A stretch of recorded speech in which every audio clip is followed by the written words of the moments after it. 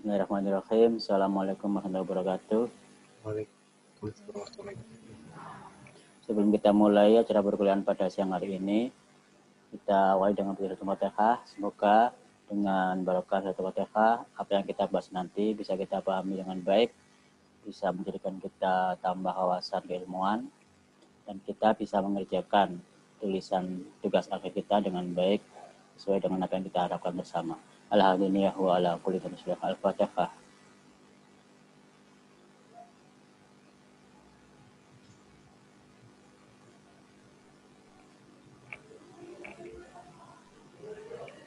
Amin amin ya rabbal alamin. Hari ini kita akan bahas materi jurnal yang sudah kita rujuk sebagai jurnal utama, di mana sampai pada pertemuan kali ini, kemarin kita sudah bahas mengenai bias variance.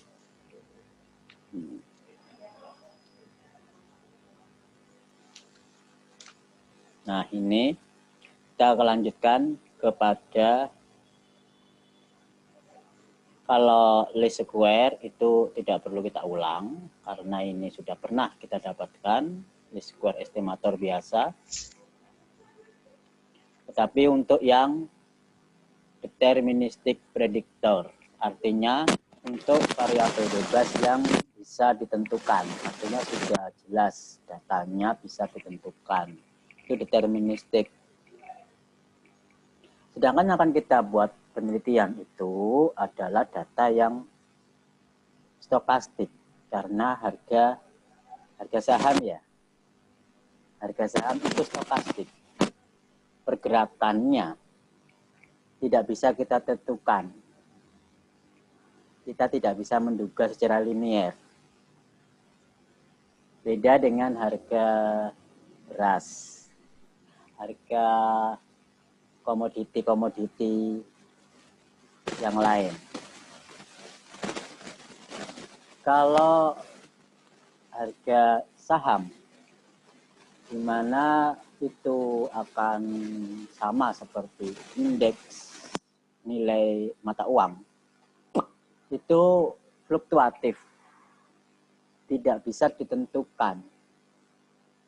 Naik turunnya itu begitu cepat perubahannya. Yang berubah bukan hanya dalam interval waktu yang mungkin kresek ya Pak ya, yang mungkin sebulan 2 bulan, tetapi per detik itu perubahannya ya. Jadi itu dikatakan stokastik, jadi tidak bisa ditentukan. Oleh karena itu, yang kita bahas di kuliah ekonometri itu yang untuk deterministik, yang bisa ditentukan variabelnya. Sedangkan yang akan kita bahas yang hari ini adalah untuk yang stokastik, prediktor, sesuai dengan tugas akhir kita yang kita teliti, yaitu harga saham. Anda sudah bisa membuktikan pergerakan harga saham itu setiap detik berubah, yang tidak bisa deteksi secara model regresi biasa, apalagi estimasinya tidak bisa menggunakan least square biasa. Karena least square yang akan kita pakai ini nanti harus menggunakan stochastic predictors. Nah, di sini sudah pernah diteliti oleh beberapa penulis, ya, diantaranya dari Wei. Dia sudah menuliskan dalam jurnalnya, ketika estimator least square diaplikasikan pada variabel prediktor yang stokastik, secara teori ini banyak diaplikasikan secara komplikasi. Artinya permasalahannya komplikasi. Komplikasi itu ya banyak timbul masalah. Kami dalam arti penulis Wei di sini tidak bisa menjamin atau membuat formula secara eksplisit baik untuk variansi betanya maupun untuk nilai ekspektasi selisihnya. Kalau secara deterministik predictor yang di atasnya, itu sudah bisa ditentukan secara eksplisit formula untuk ekspektasi baik beta maupun selisihnya, dan termasuk varian kovarian dari estimator itu sendiri. Tetapi untuk yang stokastik itu tidak bisa dituliskan dalam formula secara eksplisit karena stokastik. Namun bagaimanapun juga dalam penelitiannya dicoba secara teoritis untuk mencari nilai konsistensi dan pendekatan normalnya. Jadi dalam jurnalnya Wei, baik Wei yang tahun 85 maupun sebelumnya yang bersama Lai ini, Anda bisa download ya karena ini referensinya. Sudah dibuktikan bahwa least square untuk yang stochastic predictors itu sudah menghasilkan yang konsisten dan secara asimptotik normal. Nah, kalau seperti itu maka bisa dipakai metode least square dengan stochastic predictor. Misalkan lambda min dengan variabel n. N itu banyak perulangan ya. Dan lambda max masing-masing menunjukkan nilai eigen dari yang minimal dan maksimal dari matrik varian kovarian X transpose X. Itu lambda min berarti nilai eigen value minimal, lambda max nilai eigen maksimal dari matrik varian kovarian X transpose X. Pasti setiap matrik yang invertible punya nilai value. Gimana cara mencari nilai value itu kuliah aljabar linear. Dalam teoremanya, Wei membuktikan bahwasanya jika lambda min itu mendekati tak hingga, maka secara hampir pasti untuk n menuju tak hingga dan nilai logaritmanya untuk lambda max akan merupakan sebuah fungsi O dengan variabel lambda minimalnya. Artinya lambda minimal akan menjadi variabel penentu pada logaritma lambda maksimal. Maka beta OLS-nya adalah konsisten. Selanjutnya, matrik varian kovarian itu di sini ada nilai sepangkat setengah, berarti karena kalau varian itu kan kalau diakarkan akan menjadi standar deviasi. Dari selisihnya antara estimator dengan beta parameter sebenarnya itu akan menuju ke distribusi normal dengan rata-rata 0 dan variansinya homogen, yaitu sebesar katakanlah sigma kuadrat. Jadi di sini errornya karena selisihnya rata-rata 0 dan bersifat homogen. Itu di teorema Wei, buktinya silakan cari di artikelnya.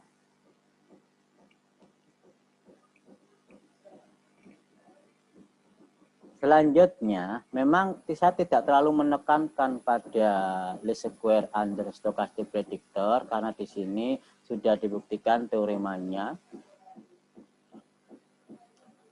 Yang saya tekankan adalah di sini nanti adalah pada ridge regression-nya.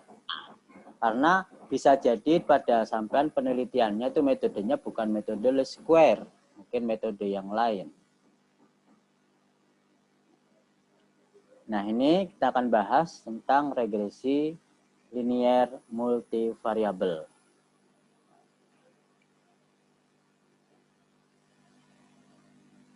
Kalau regresi linear multivariabel, saya kira itu sudah pernah dikuliahkan di ekonometri. Jadi bisa dibentuk dalam matrik X beta. Jadi nggak perlu saya ulang.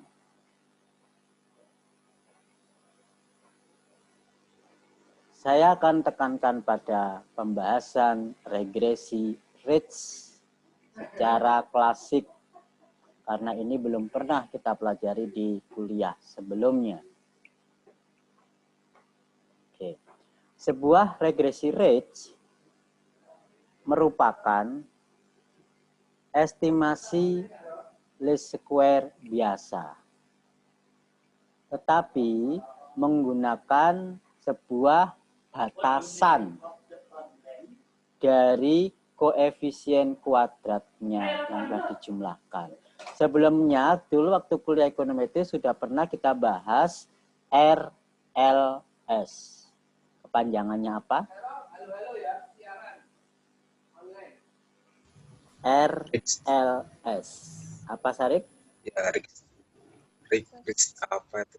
Ya, Rich apa? Nah, itu tadi RLS. Iya, pokoknya. Apa kepanjangannya? Restricted least square. Nah, itu dia. Restricted, bukan rich. Apa artinya bahasa Indonesianya? Restricted itu pembatas, Pak. Jadi, Terbatas. jumlah kuadrat terkecil yang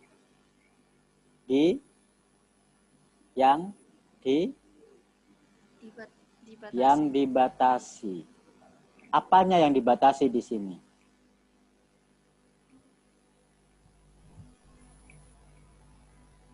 Yang RLS, waktu kita belajar itu ekonometri, apa yang dibatasi? Errornya?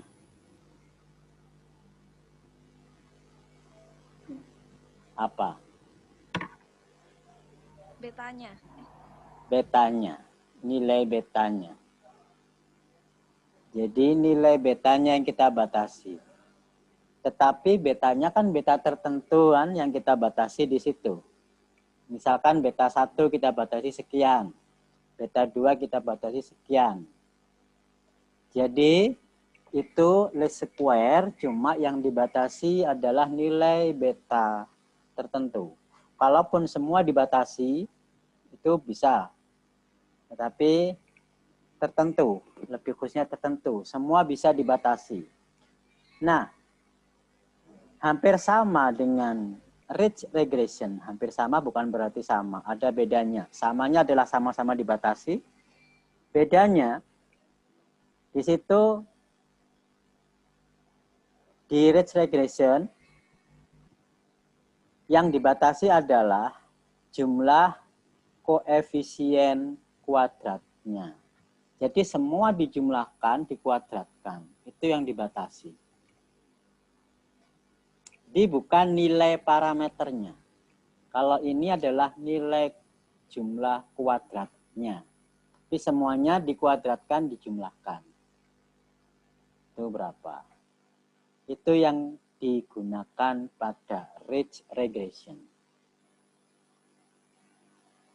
Salah dasar pada ridge regression adalah untuk menjamin matriknya itu dapat diinverskan, invertibility, saat mengestimasi regresi linier. Jadi harus merupakan sebuah matrik yang bisa atau punya inverse invertibility. Bagaimanapun juga, penggunaan secara frekuentif ini paling banyak adalah untuk mengurangi variansi dari estimasi parameter. Jadi kalau variansinya makin kecil, itu makin bagus. Karena pergerakan variansi itu kan bisa dikatakan pergerakan, nilai-nilai parameter. Itu kalau makin kecil kan berarti dia makin mendekati konvergen, konsisten. Itu lebih bagus daripada variansinya besar. Kalau variansinya besar itu fluktuatifnya tinggi. Maka betanya bisa tidak menuju sebuah nilai tertentu untuk N yang makin besar. batasan ini digunakan pada regresi tersebut melalui sebuah nilai yang dipilih, katakanlah disimbolkan dalam lambda. Jadi lambda itu sebuah nilai yang akan membuat nilai variansi dari parameter estimatornya kecil. Sebagai lambda, dia akan menaikkan parameter-parameter regresi beta sampai beta P keseluruhan untuk ditekan pada nilai yang semakin kecil dengan variansi yang juga semakin rendah. Nah, tujuannya memang mengecilkan variansi. Jadi lambdanya harus ditentukan seberapa. Demikian hingga nilai variansinya paling kecil atau lebih kecil. Beberapa variabel penjelas, ini variabel bebas ya, mungkin akan dikeluarkan secara komplit. Artinya apa? Kan kita punya banyak variabel bebas, X1 sampai XK misalkan. Di sini itu kemungkinan akan dikeluarkan satu persatu pada model, karena mungkin tidak signifikan, kemudian dikeluarkan satu, nggak signifikan lagi, dikeluarkan lagi. Karena apa? Kalau semakin banyak variabel penjelasnya, variabel bebasnya, itu akan menjadi semakin besar variansinya. Nah, di sini variansinya cuma diperkecil, variabelnya kemungkinan akan dikeluarkan secara komplit. Tapi tentu tidak semuanya, minimal satu variabel bebas. Tentu yang signifikan. Beberapa variabel penjelas mungkin akan dikeluarkan dari model, sedemikian karena parameternya itu ditekan menuju nilai 0. Sebab kalau betanya ditekan sekecil mungkin menuju angka 0, berarti kan variabelnya itu tidak berpengaruh, karena beta itu merupakan pengaruh dari variabel tersebut kepada variabel tidak bebasnya, yaitu Y. Karena ditekan menuju ke 0, kalau signifikan berarti dia boleh dihilangkan. Pemilihan nilai lambda dibuat melalui error yang diprediksi, dibuat melalui melalui nilai yang paling kecil, peminimalisasi, melalui pengecilan nilai error yang diprediksi. Bahasanya Indonesianya agak susah. Minimalizing, meminimalkan. Meminimalkan kan kata kerja ya. Kalau kata benda itu kan peminimalan. Peminimalan nilai error yang diprediksi. Ya. Atau validasi secara keseluruhan. Pada sebuah regresi range, pada sebuah estimasi regresi range yang merupakan kejadian yang bebas pada bebas terhadap skala dan menginterpretasikan dari model tersebut. Jadi estimasi range regression itu berskala bebas dan bisa digunakan untuk mengintersepsi, menafsirkan, menerjemahkan dari model tersebut. Sebagai konsekuensinya, variabel-variabel yang dipusatkan secara tipikal, memusatkan itu artinya bisa dikatakan di standar normalkan, itu memusat. Dan distandarkan secara prior pada estimasi model.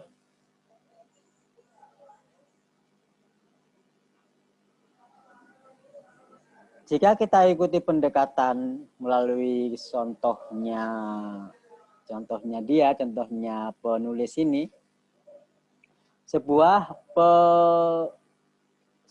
treatment itu sebuah perlakuan alternatif ya pada intercept adalah dengan memasukkannya dalam model. Intercept itu adalah koefisien konstanta, itu disebutkan intercept. Koefisien konstanta itu yang tidak punya variabel. Jadi misalkan Y sama dengan A plus BX, interceptnya itu A. B-nya itu koefisien dari variabel. Ini model ini menggunakan intercept, menggunakan konstanta dimasukkan. Kenapa? Kalau kita banyak membuang variabel prediktor, berarti ada kemungkinan variabel-variabel yang belum dijelaskan dalam model itu tercover di konstanta, di interceptnya.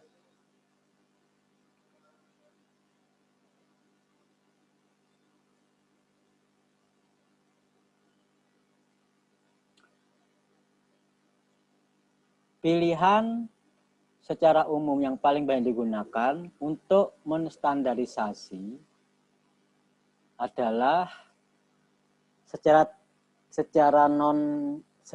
tidak teoretikal, berarti secara praktis praktek implementasi, sering dipakai dalam bentuk menyamakan variansinya.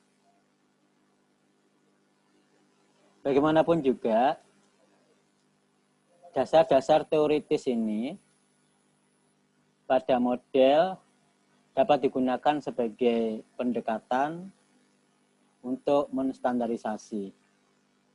Secara singkat, dengan mengkonversi variabelnya ke unit-unit yang umum. Banyak publikasi dasar yang mengenai ridge regression, diantaranya seperti Hot, Kenneth, dan banyak lainnya di sini. Bahkan sampai sekarang pun masih diteliti untuk yang stokastik. Langsung pada secara matematik, ridge regression estimator didefinisikan sebagai berikut. Disimpulkan beta ridge yang definisikan sebagai argue dari minimalis beta. Artinya beta yang meminimalkan nilai dari persamaan ini. Persamaan ini adalah persamaan sigma, sehingga bisa dirubah dalam bentuk persamaan matrik yang sudah pernah kita pelajari. Kalau ridge regression ada tambahan lambda, maka di sini harus ada tambahan plus lambda I. Itu adalah matrik identitas. Bedanya cuma ada di faktor ini saja, lambda. Seandainya lambdanya 0, maka sama persis dengan beta ULS. Tapi kalau lambdanya tidak 0, maka ini dikatakan beta ridge. Dulu pernah ya kita membahas masalah bagaimana cara membuat matrik dari persamaan yang OLS sigma-sigma itu sampai ketemu X transpos X kali X transpos Y. Ya toh? Nah sekarang ada tambahan lambda. Saya ingin tahu sampean masih ingat dan pahamkah dengan cara saya kasih tugas untuk minggu depan, buktikan persamaan ini akan sama hasilnya dan sederhana menjadi bentuk matrik persamaan berikutnya. Itu tugasnya. Jadi bukan membuktikan teorema yang tadi, karena bukti teorema itu sudah ada di jurnal. Tapi untuk bukti dalam bentuk matrik, itu tentu sampean sudah bisa mengerjakannya meskipun tanpa jurnal. Karena kalau jurnal terlalu simpel. Jadi kalau jurnal malah nggak ditulis. Bukti itu adalah bukti untuk mahasiswa yang harus bisa dikerjakan. Apalagi jurusan matematik yang sudah pernah belajar matrik. Selanjutnya itu akan sama sehingga sama dengan beta risk itu meminimalkan nilai dari persamaan ini. Meminimalkan beta yang meminimalkan persamaan ini. Sehingga bisa ditulis ke dalam bentuk matrik. Nah, matriknya itu sebagai tugas kedua. Yang 141 ini bisa dirubah ke dalam bentuk ini matrik. Namun bisa juga dirubah dalam bentuk sigma tetap tetapi seperti ini. Cuman di sini belum ditulis bagaimana bentuk matrik simpelnya. Nah, itu tugas sampean. Yang ketiga. Tugas pertama, bukti 141 menjadi 142. Tugas kedua, 141 menjadi persamaan yang ketiga. Tugas ketiga, persamaan yang ketiga ini menjadi bentuk matrik yang sederhana seperti ini. Bagaimana? Oke ya. Di mana dengan tujuan jumlah kuadrat betanya itu kurang atau sama dengan sebuah bilangan yang hingga, katakanlah S hingga artinya. Jadi bukan bilangan yang besar, itu bukan. Bilangan tertentu yang hingga S bintang. Seperti dulu waktu RLS kan kita jumlahkan misalkan beta 1 plus beta 2 harus sama dengan 1. Kan bilangan tertentu di sini. Nah, ini karena sebagai simbol S.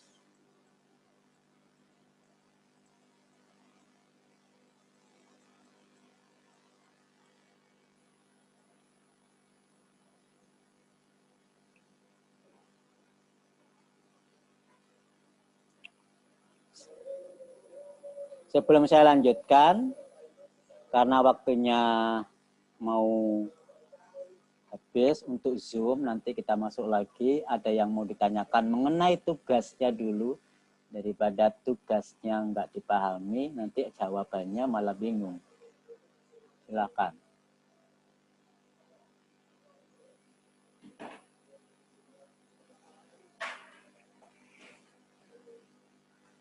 Ada 3 soal. Ya.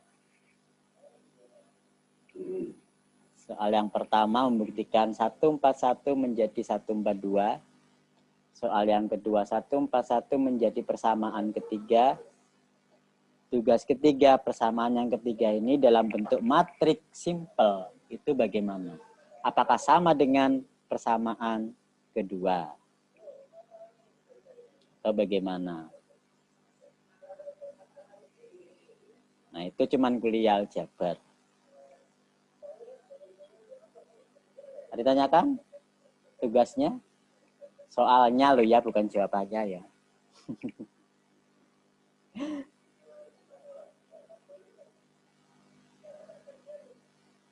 Oke, kalau nggak ada, waktunya ini break dulu. Ada sana. Silakan Sarif. Bukan tugas, Pak. Ya. Tadi yang beta rich, coba Pak. Nah itu kan ada identitas ya. Nah identitas terus dengan konstanta itu identitasnya nggak, kenapa ditulis lagi ya Pak? Atau mungkin karena konstantanya? Bukan. Apa-apa Mas? Ya itu di beta rich kan itu ada identitas kemudian lambda ya Pak. Ini Ya. ada identitas ya. Kan biasanya kalau identitas itu bisa dihapuskan, maksudnya tidak usah ditulis bagaimana karena tidak berpengaruh. Kalau itu bagaimana? Oh, artinya apakah boleh identitas itu dihapus cuma lambda doang gitu toh pertanyaannya. Ketika berbarengan dengan lambda gitu. Ya. Silakan dijawab teman-teman lainnya. Ada yang bisa memberikan jawaban? Saling mengingat kembali kuliah aljabar. Aljabar semester